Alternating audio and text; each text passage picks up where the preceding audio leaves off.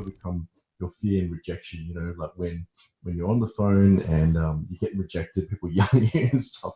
Obviously, how do you overcome that? Because I know a lot of people struggle with that. What's your thought process behind that? So I think if you position yourself as you are a very strong-willed person, how Mm-hmm. badly do you want it? Yeah. How badly do you want to be successful? Okay.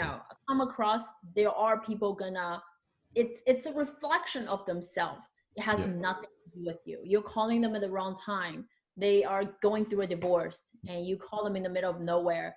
Of course they're gonna be pissed. Yeah. So what I will do is I asked them one question. I said, "Are you thinking about selling your house?" They said no. And I Mm. go ahead and say, "Are you thinking about selling it ever? Would there Mm. be a chance you might be thinking about selling it 3, 5 years down the road?" Very They clear, said very no. correct. Yeah. Yeah. Right. And then I either trash this lead or I can put note on it. I won't Mm. call them in the next 3 or 5 years. Yeah. Um, if they become nasty, I don't really show any feelings. I don't argue Mm. with them. I I kind of just put them in a dead lead, like a dead folder. Yeah. I won't talk to them again. Yeah. That's how I deal with it. Um, I mean, it's really fine. Like if you think about it a different way, you will Mm-hmm. feel a lot